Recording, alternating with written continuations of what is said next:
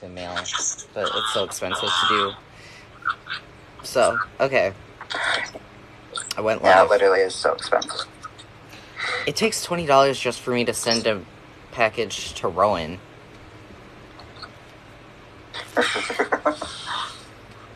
So, I think it's about the same to send to Ontario, too. With Callie. I've sent a package to Callie like once, I think. I think it was about the same. So. Honestly, the shipping is like horrible no matter where you ship in Canada, and I don't know why. Yeah. I don't feel like it should be that expensive. It's not like we're literally next door. Yeah. Okay. Likes? Why is it likes? I'm just waiting for people to show up then. Maybe should have posted on Instagram, but I can't do that now, I don't think.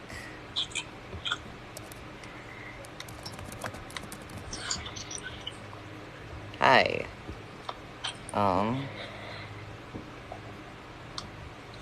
don't think I can post a story from computer. Oh well. I'm trying to look. I think boarding schools still exist in America. There's still some that exist. They're better, but they still exist. They're more reformed, though. You good? Oh, yeah. Just needed a drink.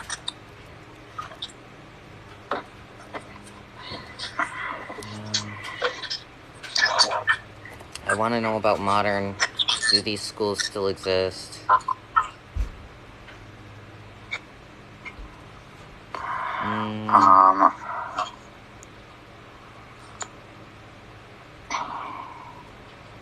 Yeah, I think so.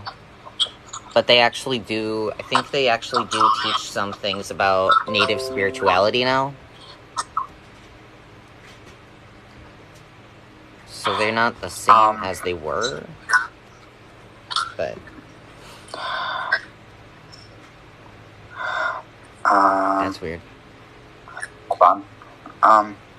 So are we gonna just like start off by like giving a rundown of the history so people are all on the same page? Yeah, roughly. But first, let's kind of introduce. Hi. So obviously, I'm Finn. This is my account. Today is a holiday, a new recognized holiday in Canada called Truth and Reconciliation Day. That is in remembrance of all of the kids who have died in residential schools. And I'm Ojibwa Native American. And you want to introduce yourself?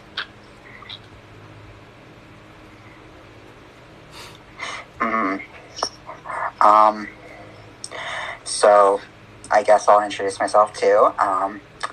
The name that Finn has known me by for the longest fucking time ever is Ritsu, because that was the name I chose when I was like a wee little 16-year-old, fucking ages ago. Yeah. Today is like what Finn said, a newly recognized holiday. Literally was only declared a holiday this year, very recently. The holiday is, as Finn said, the National Day for Truth and Reconciliation Day, etc. Previously, it was known as Orange Shirt Day, but now it has a more official name. I specifically am coming from Canada, which is where the holiday is. I myself am Métis, but I live in a predominantly Inuit area. So I mainly speak from the perspective of both a Métis person and a person who has been kind of brought up in an area that is predominantly Inuit based in terms of the education and stuff that we see about Indigenous issues. A lot of my perspective comes from an Inuit lens. Yeah. Anything you want to add, Finn? No. I mean, I think you know more about it because I'm American, but she's Canadian. Hi. So, this holiday doesn't particularly affect me, but, like, yeah, so, but Yeah. I'll tell what I know about, like, American residential schools, and she'll talk about Canadian residential schools. Mm-hmm. I guess then I can kind of go into the backstory behind the holiday. So basically, the holiday was, as I said, recently declared. Some provinces are actually choosing to not follow the federal declaration of it being a holiday and are choosing to go on. And there's been a lot of uproar lately about that in some places because a lot of people are not happy with that. So it's definitely a new thing to a lot of which people. Places? Specifically, I know from my partner's partner, Polycule Life, that in Quebec it's not being regarded as a holiday. So they're still working over there. I have some native friends from Quebec too, so that sucks. I'm not surprised by Alberta. I don't know for sure what the other places are, but I'm pretty sure there was something with Alberta not celebrating it, or not celebrating, but recognizing it. I don't know for sure because I don't keep up with all of the news about other provinces, but yeah, there's definitely been people who have been pushing back against the holiday. Yeah. So the day is the day that was chosen is September 30th as the holiday originated from basically a grassroots initiative that started with a woman named Phyllis Webstad. The day was chosen because Phyllis started talking about her story in 2013, her experience with residential schools. Basically, the story and its most bare form is that when Phyllis Webstad had just turned 6, she was going to be beginning to go to school at the local residential school. She is, I believe, a third-generation survivor, and her grandmother bought her a brand new orange shirt the day of the first day of school. This is where the whole orange shirt day motif comes from, is to recognize the shirt that she was wearing that day. When she arrived at the school, what they did is they forcibly took her clothes away, and one thing she notes is that she was never able to wear that brand new orange shirt again. And so because of this story, September 30th was chosen as the day. And since it began in 2013, it's just steadily grown into a much bigger thing than it originally began as, and is now regarded as the National Truth and Reconciliation Day. Yeah, that's basically the brief history behind the day itself. But obviously there's more to be said about the actual history of residential schools and what all this means.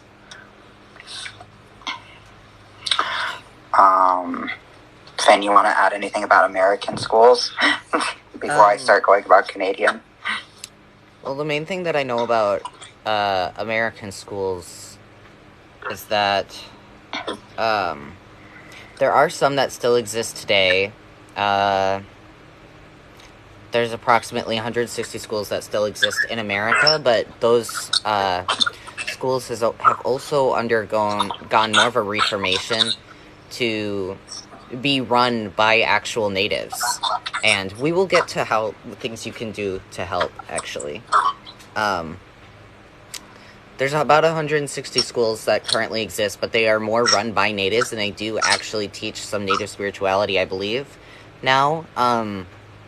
But I do have one friend, I don't know if maybe he could possibly chime in and tell us a bit about it, where his parents went to a residential school. So and because of the way that residential schools used to be, his upbringing had to be with, like, teaching him to act white.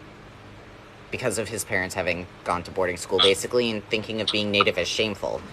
And I actually, last year for Indigenous Peoples Day, I, like, kind of shared some of his posts about being native, too. So, also, I think TikTok changed its format about live streams. So if you guys can like the stream or something, that'll boost it onto other people's radar. And since we're, like, you know, talking about sort of awareness for important issues, that would be helpful. So, yeah.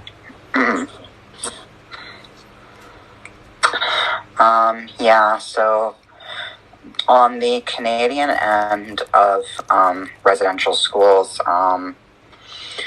the history basically is that the first residential school opened back in 1831, which was the Mohawk Institute in Brantford, Ontario. And these schools were federally funded, with the last federally funded one closing in 1996. So they were around for a very long time. And in Canada, the attendance to the residential schools was mandatory for Native children from 1894 to 1947. The way they enforced the fact that it was mandatory was basically that children were literally, quite literally, ripped from their parents' arms by RCMP, and at other times when kids were being hidden and stuff, they would have their food rations cut off, which was a very serious thing because at the time that this happened, people were not allowed off of the reservations they were on to get food. They had to get the food from the government that was handed out. So having your food rations cut off meant that you had no way of getting any sort of food. So parents were literally forced into either feeding their family or giving their children up for the schools. The history behind residential schools in Canada is very long, but can be summed up as a very dark history of trying to force Native children into assimilating into the white dominant culture. There's one quote from the person who basically started the residential schools, where the goal was basically stated to be, to quote, kill the Indian and the child. The goal was to completely wipe out Indigenous culture through assimilating Indigenous children into white culture. At the schools, children were punished severely if they spoke their language or talked about their spiritual beliefs. They were taught to dress and act white, whatever that meant to the school operators. They were basically taught that being Indigenous was something to be extremely ashamed of. And they were often told things like that if they practiced their ways, they were going to die and go to hell, and things like that. A lot of these schools were Christian-based. So. Yeah. A lot of the schools were Christian. Specifically in Canada, about 70% of the schools were Catholic-run.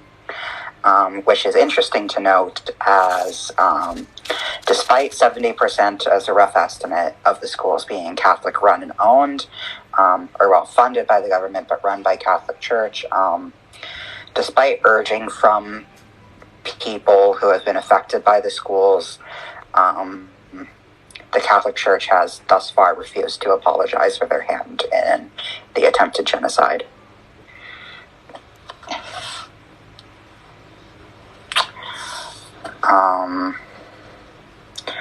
Anything to add there, Finn?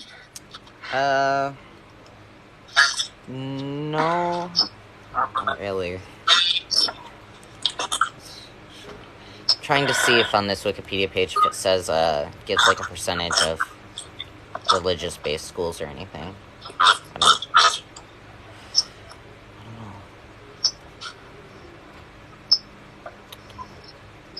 I don't know. Wait, that's wrong. Where are we?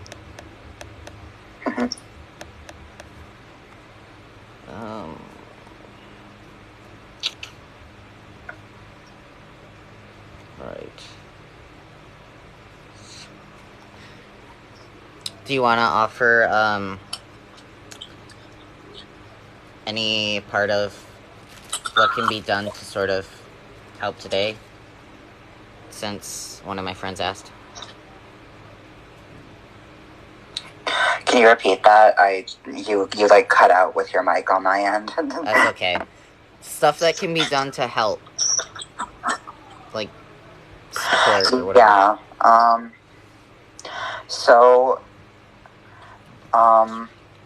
Basically a big thing that, I advocate for on days that are relevant to Indigenous history and Indigenous rights is basically looking at what non-Native people can do to support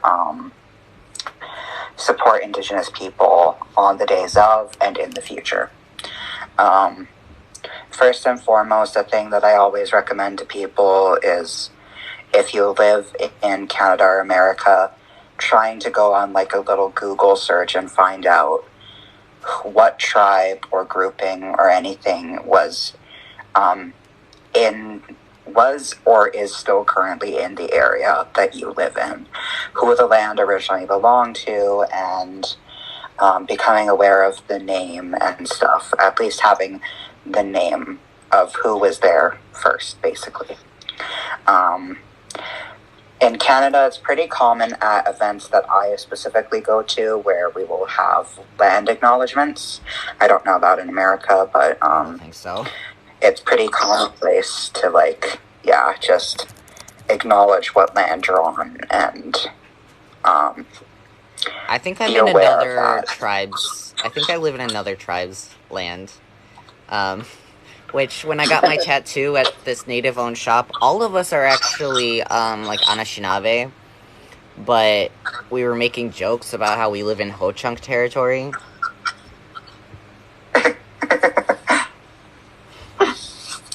Yeah, I'm Métis living in Inuit territory, so that's,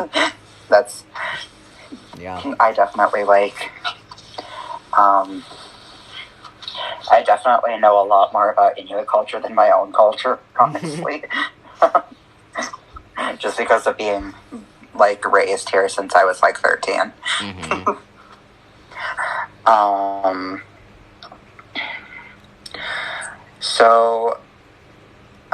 One thing I also wanted to talk about was, the reason why Indigenous rights have been especially prevalent lately, and a big part of why this holiday has come to be, is this past year there was basically a search performed on a school in Kamloops, BC, where they searched the grounds of a former residential school and found over 700 children's bodies that were in an unmarked mass grave. Since then, they have searched a lot of other schools' grounds and surrounding areas and have found over 6,000 graves of children who attended residential schools. The number is still rising as a very small percentage of the schools have been searched.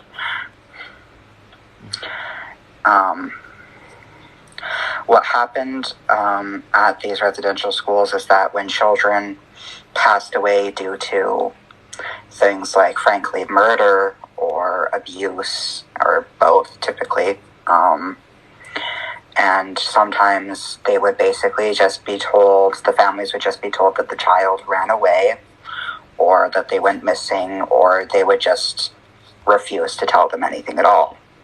And these children were often put into mass graves. And this was actually a thing that people at some residential schools knew about, some victims, but frankly, people just didn't believe them until this year. Also, about the finding out whose land you're on thing, there is a whole website that's native-land.ca that is a worldwide chart of native territories. Oh, that's so cool. Yeah, definitely use that then. I'm trying to find my own tribe listed, but it's kind of hard. There's like a lot of overlap on a lot of tribes, so like it's kind of hard to look at, but yeah, that makes sense. A lot of tribes did tend to overlap and stuff. Yeah. Like the fact that I'm specifically Ojibwa, but Ojibwa also kind of falls under an umbrella of Anishinaabe. Like there's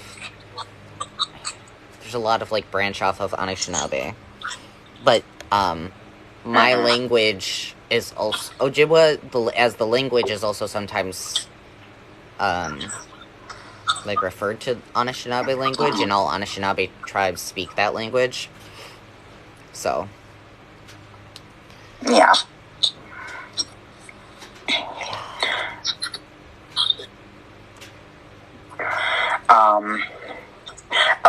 Some other things that I wanted to recommend for anyone who's interested in supporting Native people right now. Definitely there's a lot of fundraisers and Kickstarters and, well, not Kickstarters, but like GoFundMes and stuff. There are lots of petitions on change.org. I recommend like going to Native run accounts on things like Twitter or Facebook, TikTok, things like that, and looking at if you are in a financial secure position, looking at donating a little bit to any sort of fundraiser that is relevant to Indigenous issues. Like either you could look at programs that fund like meals for impoverished Indigenous kids. You can donate to language saving and revitalizing funds. You can also look at I know there are definitely chains that go around every once in a while of like Indigenous people who are in bad situations who could really use a few extra dollars, either due to things like being homeless or being in just unfortunate situations. So that's definitely one way you could support if you have the means. Do not donate money if you do not have the money to donate. yeah. I do not recommend bleeding yourself dry. That reminds me of something I saw the other day that was really frustrating because I don't really use Facebook, but I'll like end up kind of mindlessly scrolling when I'm clearing notifications. And I saw a childhood friend of mine making jokes about basically Native people being like selfish and entitled because they're given government money, but reservations are actually very impoverished. Like, it's not... They aren't, like, super well off because they're getting all this government money. Yeah, like, a lot of reservations do not have basic needs like clean running water or well-kept schools or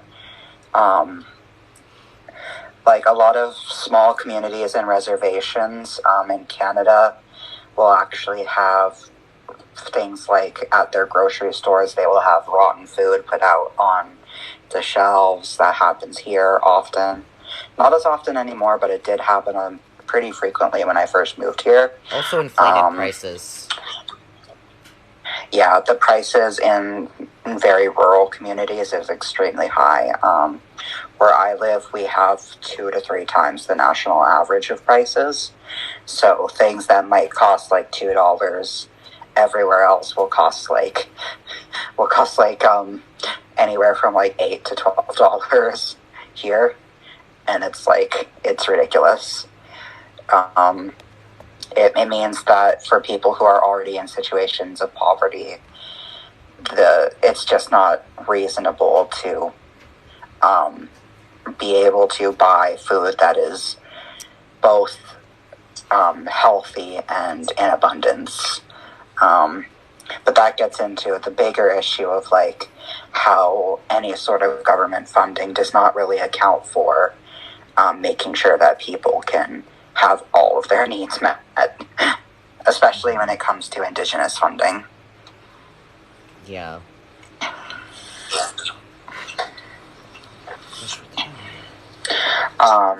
Other things people can do to help out are things like, in regards to fundraisers, just sharing the fundraisers.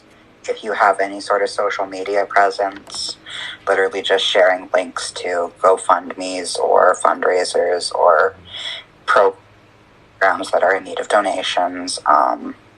If you live in an area with any sort of organizations that are like non-for-profit, you could always, go out and volunteer to help as an ally to Indigenous communities. Or donate to their sit-ins. You can also do things like huh? donate to like their kind of sit-ins or whatever, because I just found out that Line 3 is built and about to start flowing, which is really frustrating. But while they were protesting, they were asking for things even just like getting food or blankets or whatever, so that they didn't have to leave their protest of trying to stop it from getting built. Yeah. A lot of times with sit-ins and things like that, we'll often ask for donations. So like, if you ever have anything, or even just literally, in some cases, they might ask for things like if you have anything of your own to donate, then you can also do that. But again, that's dependent on what they specifically are asking for. So make sure you know what they need before you donate. But there's also other things you can do that are more personal, like if you're in Canada, I really recommend looking up the 94 calls to action in the Truth and Reconciliation document, which you can find online pretty easily. You can also read more into residential schools or basically Indigenous culture at all. There are really good documentaries out there that feature Indigenous history and residential school history. I really do recommend that if you want to support Indigenous people, you do the research yourself, because I know it can be intimidating to look at all the information yourself, but that's a big part of the learning process, is going through and learning how to educate yourself instead of relying on others. Yeah. It's also good to support businesses, like where I got my tattoo done is Native owned. I have both these beads that I have that I'm considering making something with, and this sage they gave me while I was there, which was very nice of them, because the other sage I have, I bought from like a white person's magic shop, which feels weird. But yeah, I'm considering maybe possibly going there for a tattoo when my boyfriend visits, and like, supporting them more. So I want to get a tattoo from an Indigenous person. Would you get I would.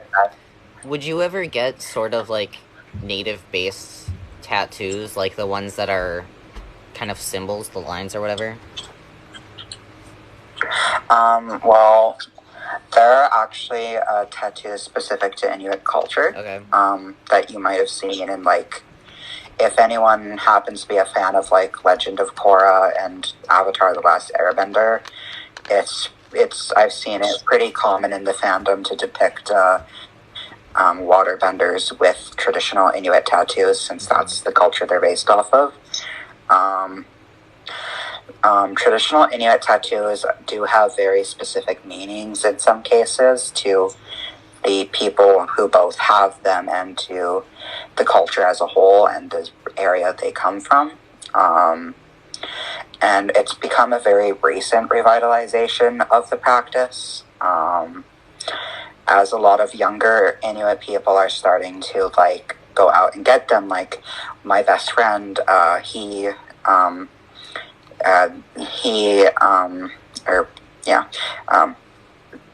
sorry, I'm like, my brain short circuiting there for a second. He has some tattoos because, wanting to reconnect with the culture and stuff and all that. I personally wouldn't get any because I'm not Inuit, I'm Métis, so I that's not something I can really do. Yeah. But I would in the future like to get some sort of, like, traditional art tattoo done.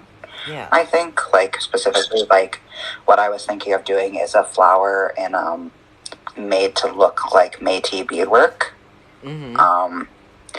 As that's a thing I've seen some people do, is just get, like, flowers or other sort of scenes made to look like Métis beadwork and things like that. So I think that's something I'd like to do. Either way, I really want to get something that is a part of my culture done, because I have, like, 1, 2, 3, 4, 5. I have 7 tattoos, and I really want to get something that matches with my culture in the future. Probably something like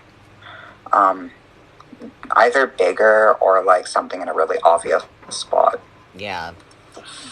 My first tattoo is native-based because I don't know how it is for you, but when I got named, I was given advice with it. The advice, well, because my name's Little Yellow Flower, so the advice was, if you keep little yellow flowers by your bed at night, it will help you.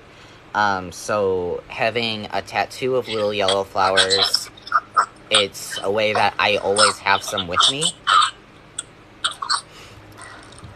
So. That's really nice. Yeah. And I also recently, I made a beadwork that I glued onto my lampshade, so that's also by my bed. That's so nice. Yeah, like, I really want to do something to kind of honor my history and culture and stuff in a, like, very permanent, on my body way. Yeah. So tattoo is definitely the way to go. Yeah.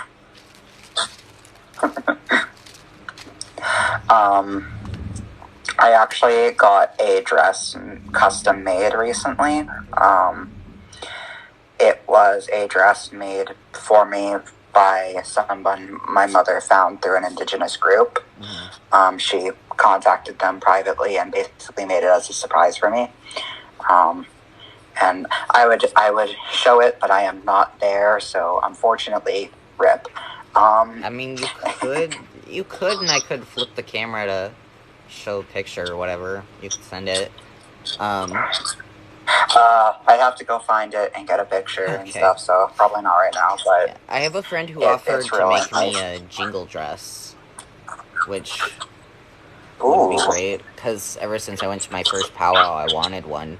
I would just have to pick the colors. I was thinking having the cones on it being red, and I did see a listing online that the red cones actually donate to murdered and missing Indigenous women funds. So that's cool. Oh, yeah. Which is also a modern issue. It's like... Yeah. That is another very big issue that affects Indigenous people, is the missing and murdered Indigenous women. Yeah, there was a thing going around recently. There was this sort of there was this, like, political comic, sort of, that, I don't know what the issue was with the white woman specifically, but there was, like, this white woman, it was the picture of a white woman talking and having all these reporters focused on her. Yeah, with the indigenous woman in the back, and no one paying attention. There were some people responding to that by also putting the white woman down and saying she deserved to die and that she doesn't deserve help, and that's not okay either. Like, we do want more attention for Native people that face issues, but that doesn't mean that other people's issues don't matter. Yeah, like, it's definitely unfair that white people get a lot more attention than indigenous people do, but it's not fair to turn that around and say people deserve to die or anything like that. Like, that's just basic common decency. Yeah, that's basic with any respect issue. fellow people roads and like, I don't know how to explain to people that you shouldn't tell people they deserve to die. Yeah. Okay. Someone is asking a question, but they only wrote, like, half of it so far. But it starts off with saying, as someone who was raised very separate from my culture, my grandmother even refused to, I'm gonna guess they're going to say acknowledge it. I mean, I was in a very similar situation, kind of. My father is basically a white supremacist, and he's where the Native side comes from.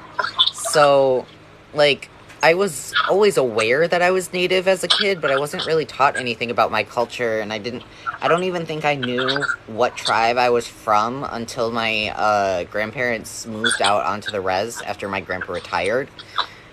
I just knew I was Native, and I don't think I even understood there are different tribes as a child. And I didn't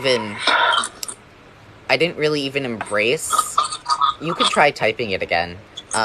I didn't even embrace my culture until I was 17, when I just happened to have a project in school where we were reading a book about this guy's memoir growing up on the res. And I asked my teacher, hey, could I just interview my grandma for this report? Because my grandma actually does live on a reservation. So I did that, and that's when I kind of realized, like, my culture was actually really important to me. And the sort of, like, religious beliefs I held and didn't have a word for matched my culture. So when I became 17 is when I started, like, caring a lot deeper about my culture and trying to be more involved with it. And I hope to next month, I guess that next month starts tomorrow, but sometime during October, I hope to go and visit my grandma and be able to learn more about my culture and how I can sort of practice the spirituality on my own at home. Have a visit where it's just me there and they can focus on me and teaching me things. So, yeah. Mm-hmm. And one thing I want to say about, like, getting in touch with your, like, indigenous culture and stuff is, there are people who will spout stuff like, if you're only so-and-so % Native, you don't have a right to reconnect and stuff, and don't listen to those people. Blood quantum was a concept made up by white people. Mm-hmm. There was never a notion of blood quantum with Native people before white people brought it up. Yep. That concept was literally made so that, specifically in America, so that they could make laws that basically said, if you are not enough percentage of Native, you couldn't access funding and stuff. Like, the whole concept of blood quantum was literally created just so they could tell Indigenous people, we don't want to give you money because you're not Indigenous enough. I am enough percentage, by the way. So I know I don't look it, but I am. Yeah. Yeah, some people definitely do look a lot more white than others, and I think it's personally bullshit to say that someone looks too white to and get in touch with their Native roots. Like light skin, dark skin, it doesn't matter. If you're Indigenous, you're Indigenous. Like, yeah, if you have the means to to connect with your culture, just remember to approach it respectfully, because not only do you need to approach it respectfully because it's a culture that you haven't been a part of up until now, it's also just, it's your culture. You should respect it because it's your culture. Yeah. Like, if it's something that you want to welcome into your life, then you need to approach it with respect and a level of almost like reverence, because this is a culture you've been disconnected from, and that was tried repeatedly to have stolen from you. Yeah. Like, choosing to reconnect with your culture is a huge act of saying fuck you to the people who tried to commit genocide on Native people.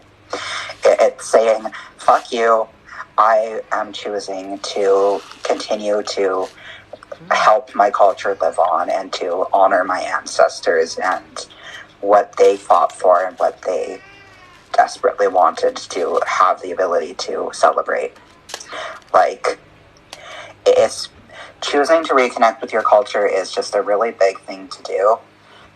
And even if there are people who will judge you for it because you're not indigenous enough, if you're white passing, or you have, or you're just like, your native blood is less than theirs, don't listen, because so long as you're not being weird and douchey, it doesn't matter. Like, you have as much of a right to your culture as anyone else does. Yeah. And it's, even if you do feel weird claiming it because you haven't been a part of it, like, I still think it is important. You should still learn about it. I think it's still important to understand it.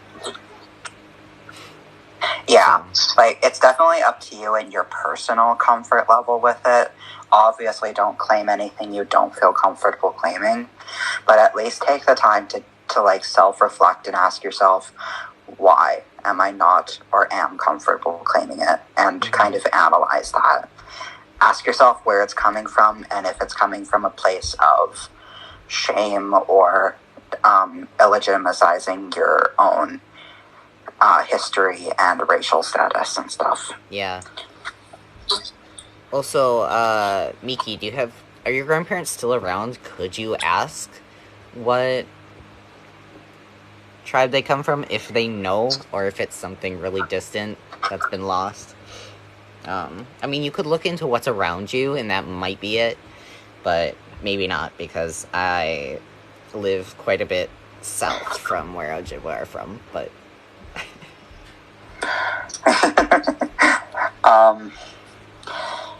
I myself, like, I, for example, don't actually know what culture I specifically come from, just as a general thing. Like, my family history is a bit complicated. The only indigenous people in my family are me, my father, and my sister and her daughter.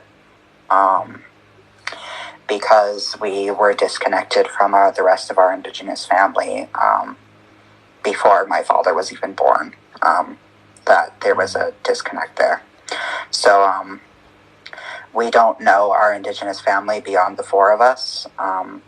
So while I know I'm Métis, I was raised predominantly just kind of like out of the culture, but kind of my parents tried to introduce me to other indigenous cultures as I grew up, just so that I would have at least some connection. Yeah.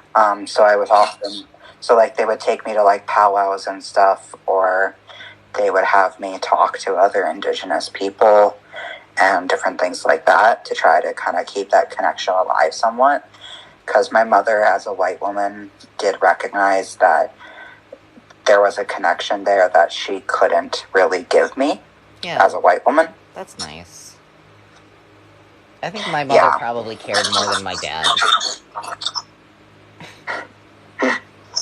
But I also think white people might also just kind of, I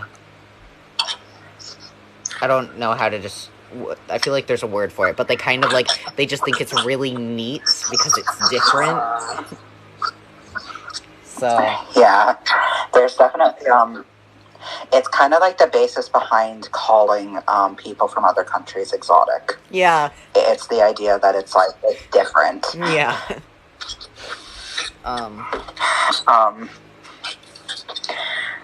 So there's definitely that problem with just in general with POC and white people, is kind of that a lot of white people will see people of other races and refer to them as things like exotic or other kind of similarly phrased words that frame it like, I don't even know how to explain it. Just there's something to unpack there that I can't really get into because I don't know how to word it, but it's the idea that someone is special because of their race or the area they come from, and they kind of see it like, some people see it as this like kind of almost mystical, elusive thing, like it's different and I don't know about it, so it's so cool, and so yeah. Yeah. Oh, that... Not in a respectful way, in a very, like, bad way.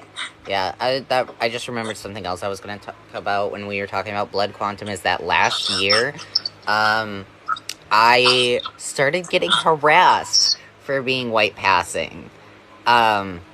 Basically, it wasn't long after Indigenous Peoples Day, so they found my Indigenous Peoples Day post, and originally these people targeted me because they saw me wearing hanfu and wanted to call me racist for culturally appropriating. Then they found out I was Native, so then they started attacking me for that, and, like, I remember they sent me one meme that was just, like, a picture of a random Native dude saying, I'd rather see my people die out than,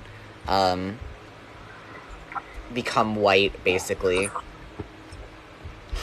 Which, I'm pretty sure that is more of a minority ideal. Most people don't think like that. There are some Native people who do actually subscribe to blood quantum and, like, don't like the lesser natives. But most people understand how blood quantum is harmful and stupid. Yeah, blood quantum is quite literally just something that was made up to oppress us, so, like, I'm very critical when people buy into blood quantum stuff and are Native, because I feel like there's just a lot of internalized racism to unpack there. Mm-hmm. I'm looking up, I have screenshots, I have receipt screenshots of when I was being harassed, and there's, like, they would reply to story posts that I made that it's, like, it doesn't even necessarily have to do with me. It could be that I'm just raising awareness to things, and they'd be, like, they reply to the story being, like, but you're white. Like, that's not relevant right now. Like, me sharing a post that says, November is Native American Heritage Month. I didn't even say anything on it, I just shared that. And then, I don't know, I can't read what this is exactly. I think it might be something about murdered and missing Indigenous women, even, and racism against Natives, and them replying, how would you know? You're white. They also were, like, misgendering me and calling me a woman. I don't know what I made a post about. I don't know what I was talking about exactly, but they replied, you're right, we need laws to stop white women from pretending to be Native American to feel special. Wow, double whammy. Fake claiming your race and misgendering you. Yeah. That was quite Gotta love it. It was like, I wasn't that bothered by it, but it was just annoying that it was, like, just all the time. They were obsessed with me. They even admitted at one point, they said, I shared you with my friends on Discord so we could laugh at how stupid you are. And I'm like, okay. So, I think that's pretty pathetic if that's how you're spending your time, actually, but alright. Exactly. Like, if you spend your time laughing at people on the internet, like, don't you have better things to do? Right? Like, I certainly do. I have better things to do with my day than laugh at people on the internet. Yeah, oh yeah. Here's that exact message. So my friends have been sharing your videos on Discord for us to laugh at. What are you, 1/100th Native? And it's on a completely unrelated cosplay post. Like, okay. Literally, some people just have no lives and take it out on other people. This is kind of funny how they tried so hard to be offensive on this one. I don't know what I posted about, but it says, if it's a part of white supremacy, you and your family should enjoy it. Get it? Because you're white, and use Native American culture to feel special. Like, buddy, you don't even know my family. And now you're just saying my family's all white, too. Right? But anyways. My grandma actually showed up on a news site for, they did a health dance back when COVID started on a live stream. And so an article was written about them. And I actually found the picture from that article when I was, like, trying to find references for jingle dresses. I just came across seeing my grandmother and my great aunt. Hi. So that was fun.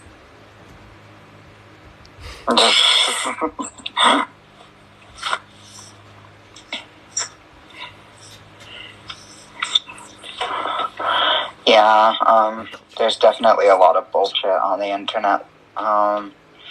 People who say they're fighting for Indigenous people, but really they're just trying to make themselves feel better. Mm-hmm. Yeah. Or they just get really weird enjoyment out of hurting other people. Oh, also, if you have friends who are Native and you want to ask them questions about their specific culture, that's not... I know a lot of people are like, do your own research, don't burden other people. Like, that's about asking about heavy topics. But if you want to ask a Native friend of yours about their culture, they'd probably be happy that you're interested to listen to it, and they probably like talking about it. So, yeah. Yeah, like, as an Indigenous person myself, it's like when my friends and partners and stuff ask about my culture, it's like, yes, I get to talk about Indigenous issues. I get to talk about Indigenous culture. Fuck yeah. Mm-hmm. Like, I will literally... It's like whenever my one partner who is white, I really enjoy sharing my culture with them because she's always had a big interest in Indigenous culture, even prior to dating me, and it was really good for both of us, for her to educate herself and for me to be able to have that connection with her where I can share my culture and feel like I am connecting with her on a deeper level, because being Indigenous is a very important part of my identity to me. Mm-hmm. So being able to share that with someone I love is very important. Yeah. So if you have a Native friend or a loved one, and you want to know more about their culture, so long as you're not asking about something really triggering and heavy, it's fine to just say, hey, could you tell me about this? And if they say no, of course respect that. But, like, chances are it's not going to hurt to just ask, like, asking questions that are innocent, like, do you have any, like, cultural practices that you know of that you can share about what they mean and stuff? Like, that stuff isn't harmful. It's not going to, like, it's probably not going to trigger them. It's probably not going to cause any harm by asking. So it's fine to ask questions like that, because it shows a genuine interest in becoming educated, and also provides an opportunity for you and your friend to connect on a deeper level of sharing a part of your identity with one another.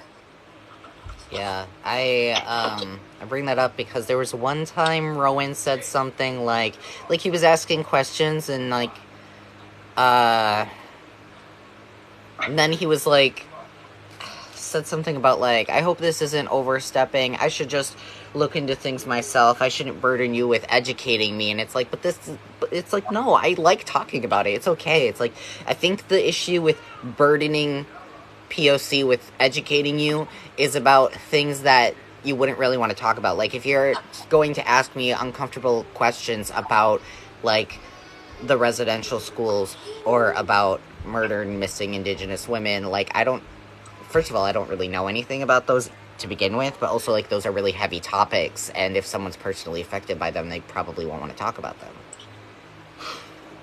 So. Mm-hmm. That actually reminds me of one thing that happened when I was in school. Back a few years ago when I was in school, in one of my classes, the teacher wanted us to go up to a random person we don't even necessarily know well, that we knew was a residential school survivor, and ask them questions about it without, like, asking their permission first. They were just like, go up and ask them. And I was like, and everyone in my class was like, buddy, you don't just do that. Yeah. I'm like, you don't just do that to them. And it was like this whole thing of, like, us going to our parents, like, can you guys, like, talk to the school and make it so we don't have to do this project? So it was just this whole thing, and everyone was, like, so flabbergasted that this was a thing that even existed. Yeah. And they had done it with previous years, and we were like, how did you get away with that? Yeah. Just go up to someone like, can you tell us about this traumatic part of your childhood? Me, a random child? I know, right? Like, do you want to tell us about any possible abuse you might have faced? Yeah. Some random high schooler you don't know. Okay. What exists around? Oh my god, Dakota is huge. Anyways.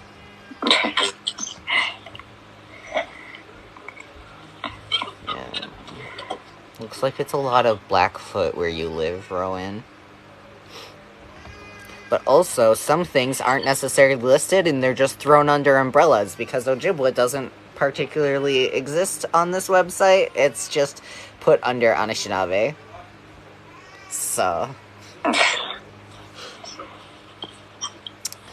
Yeah. Okay.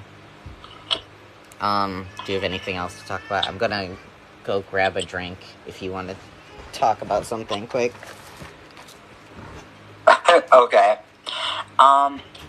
So one thing I can educate about is basically Inuit culture, if you don't know, is the culture that is predominant in northern parts of Canada and in Alaska in America. One thing you might have seen in the news is basically discussions of the seal hunt.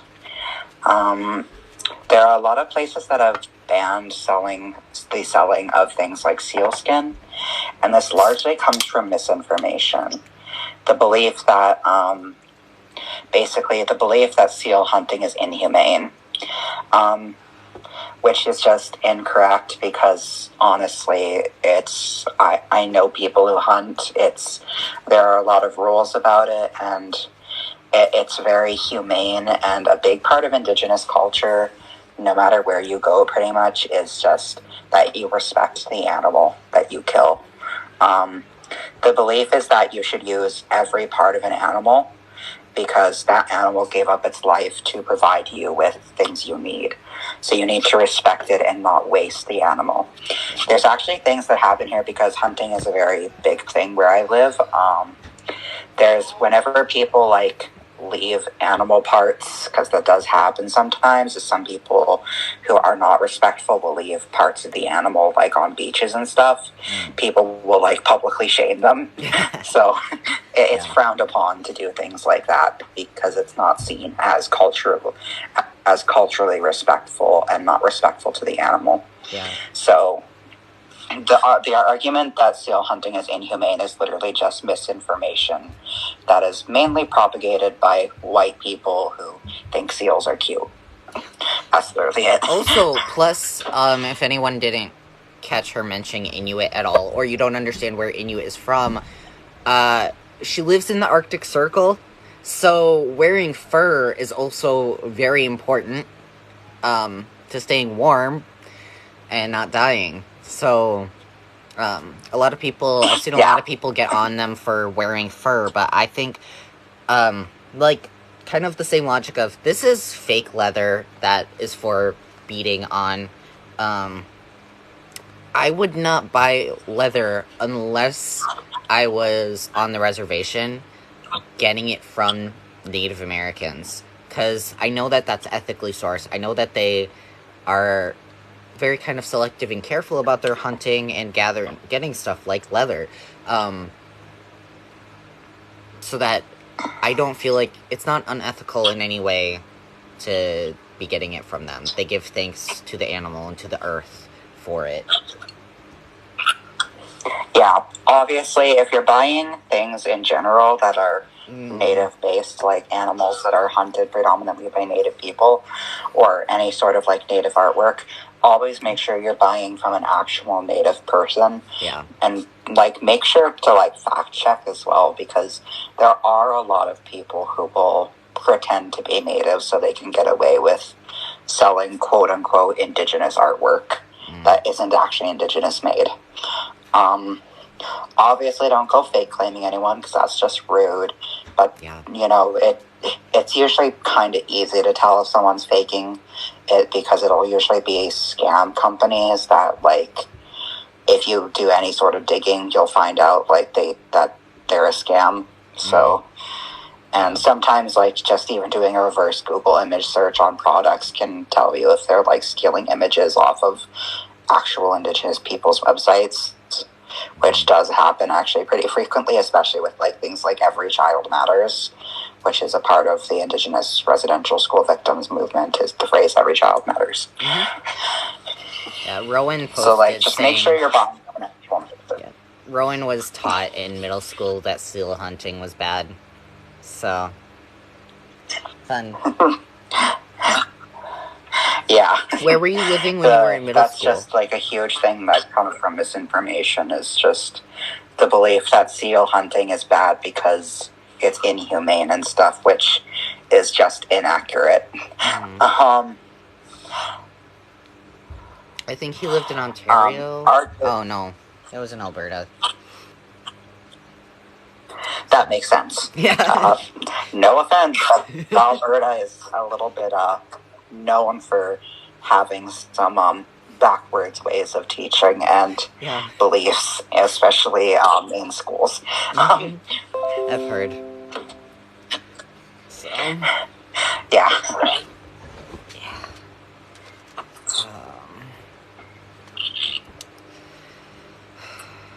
What else is something we want to talk about?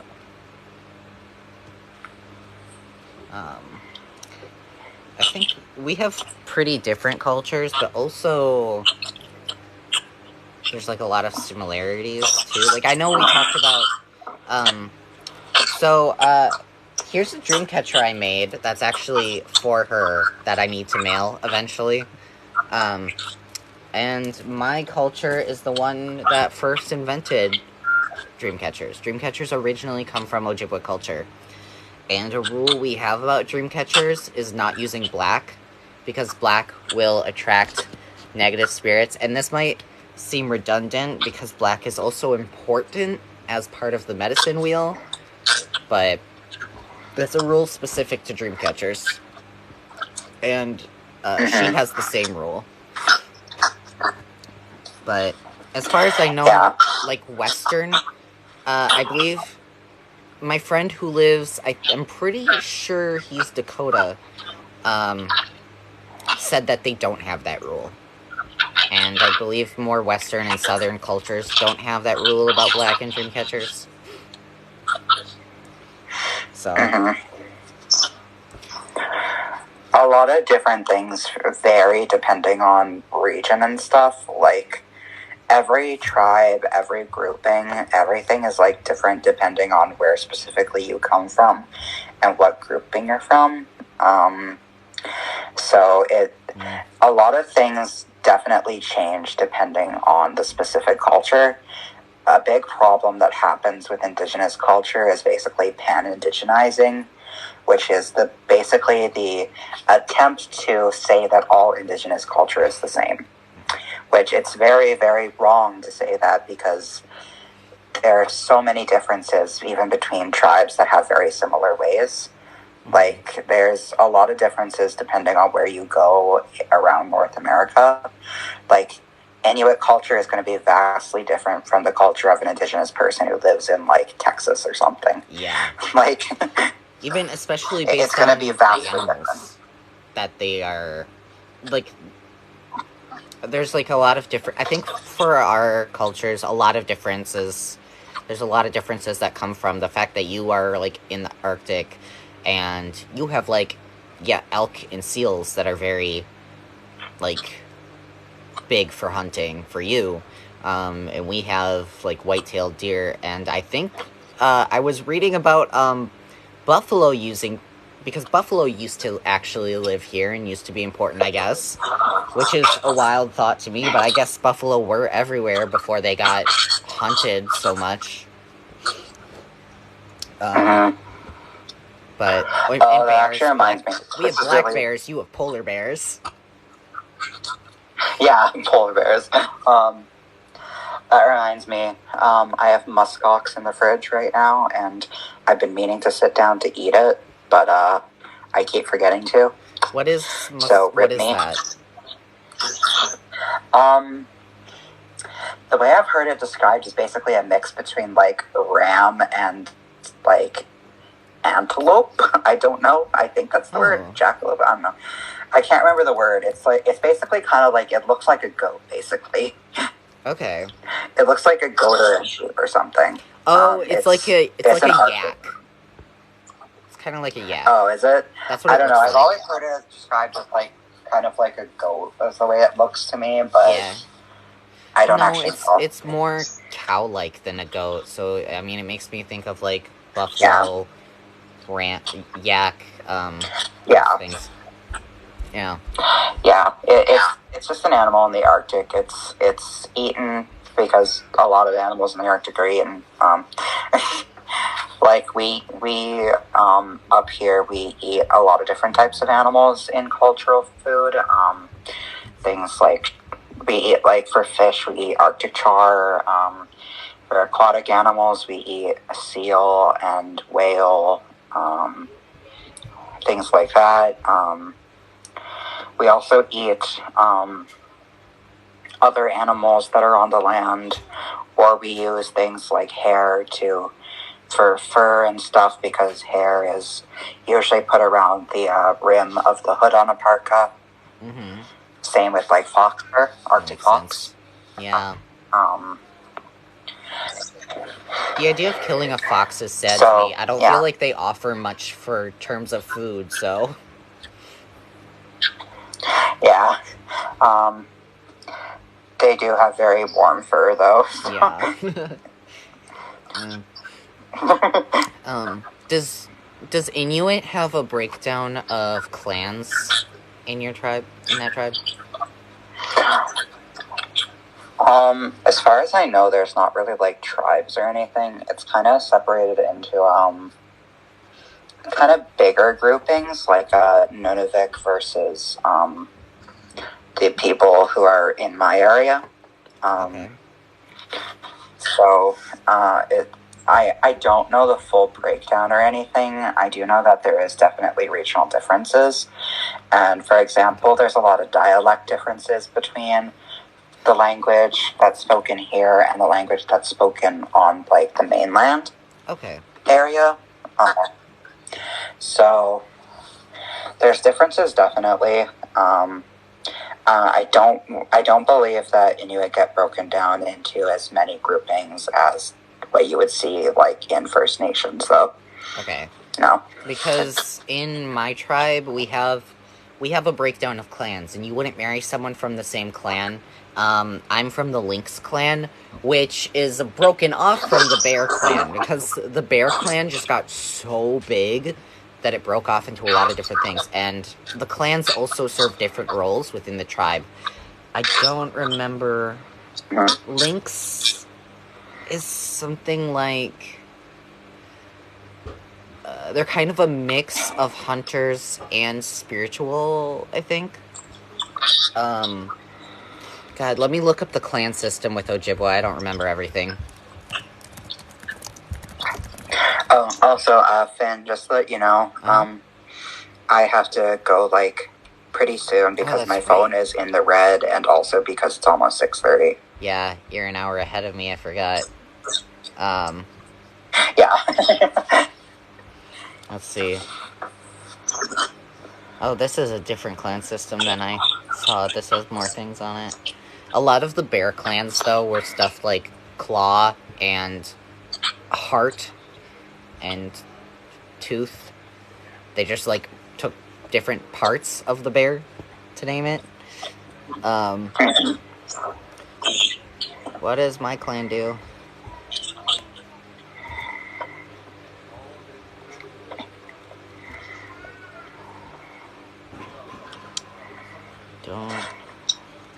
Don't even have mine. Ogama. Yeah, I know the word Ogama. I don't know many words in Ojibwa. I know the word Ogama which is like, chief. Because that's what my grandparents named their dog. So, most of my language knowledge comes from names that I know. Okay, do you want to talk about anything else before you have to go?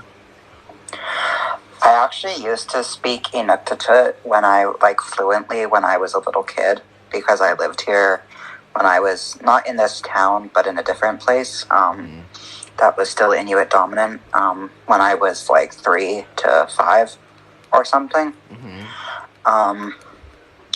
And they actually, at the daycare I went to, would speak to us in both languages. Like, they basically would say something in Inuktitut and then translate it to English. Cool. So they were constantly speaking in both languages as a way to make sure that the kids would speak both. That's cool. Yeah, so by the time I moved away, I was like fluent in Inuktitut. But because I moved away and went to a place where it was predominantly white and there was no Inuit people to speak of, and my parents didn't speak it, I just lost the language. Yeah. You are the first native friend I ever had. Huh? You're the first native friend I ever had, which is sad, considering I didn't meet you until I was 19. Yeah, I didn't know a lot of Native people growing up. Like, I knew a lot of Native people when I lived in the north when I was a little kid, because there was a lot of Native people there. But up until I moved back here, I didn't know a lot of Native people either. Yeah. I have a good amount now, I think, that I'll talk about stuff with. But yeah, I just knew a bunch of white people, mostly. So.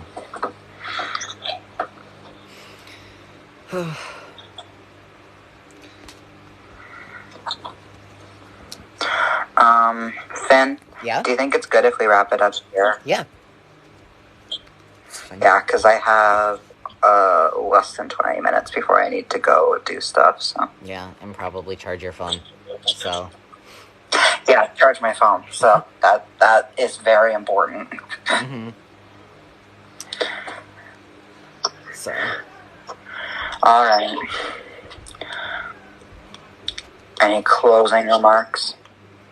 No, I might continue to stream a little and, I don't know, answer any questions or something.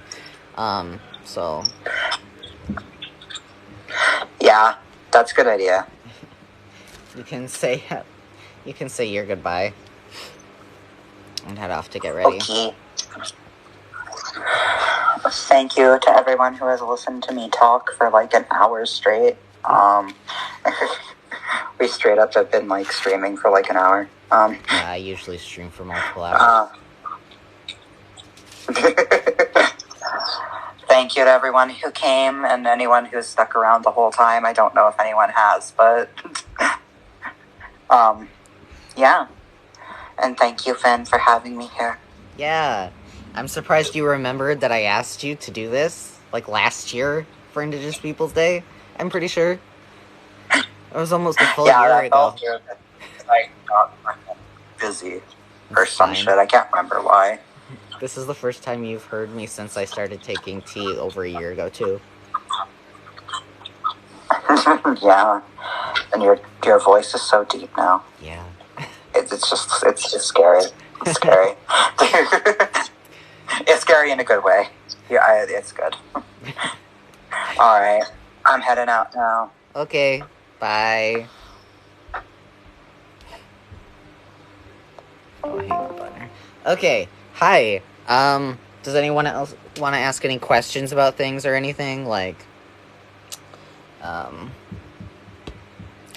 Oh, I don't remember if I talked about how, I think I did mention there's still residential schools that exist in America, over 100, but I believe they are more reformed and, actually do teach the native kids about their culture instead of trying to erase it from them. So, does anyone want to ask me anything?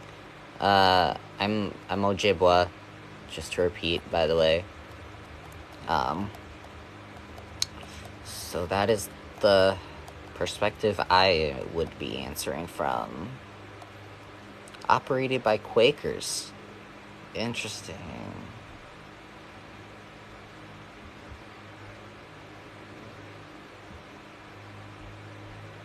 Wow.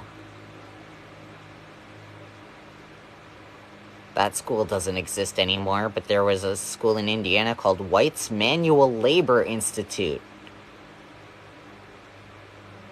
Operated by Quakers. Okay. So, also, I drew this bird on this piece of leather, thinking maybe I could make a beading of this, but I don't know. And I don't know how I want to do the colors, because, I'll show you some of the beads I have. There's these, like, silver ones. There's this really pretty kind of purple ones, and blue. So I think there's a bunch of pink in here, too, but I don't know how much. So I don't know how exactly I want to color that bird, so I'm not sure what to do with it. I just thought maybe a bird with those colors could be pretty. So, yeah. What else can I talk about?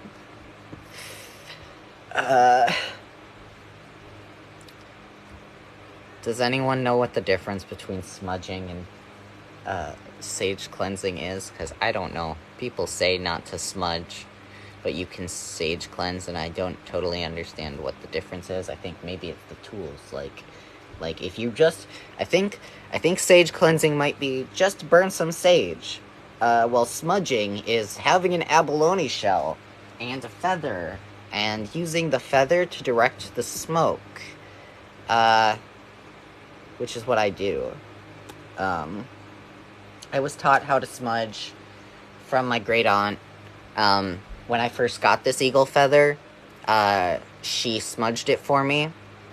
So I just kind of watched how she did it, and she told me that the way to smudge is to, you have to keep your mind clear, which I don't smudge very often because that makes me nervous, because I have anxiety. So you tell me keep a clear mind, have pure thoughts, and I am gonna start thinking bad thoughts because I will become, like, paranoid by the pressure.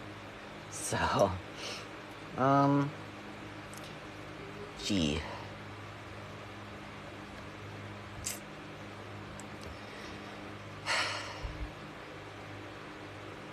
Do you mean that just as a general comment? Because I'm not cosplaying right now.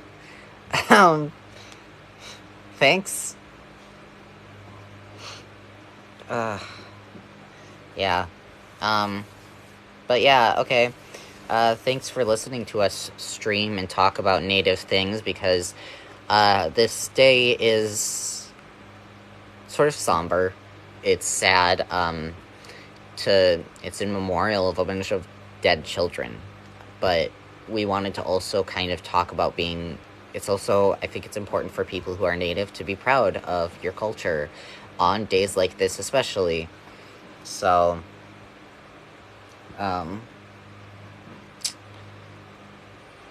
Yeah.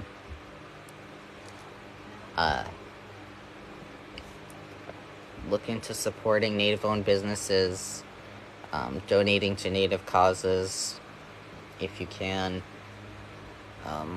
Find out whose territory you're living on. Just have some more awareness of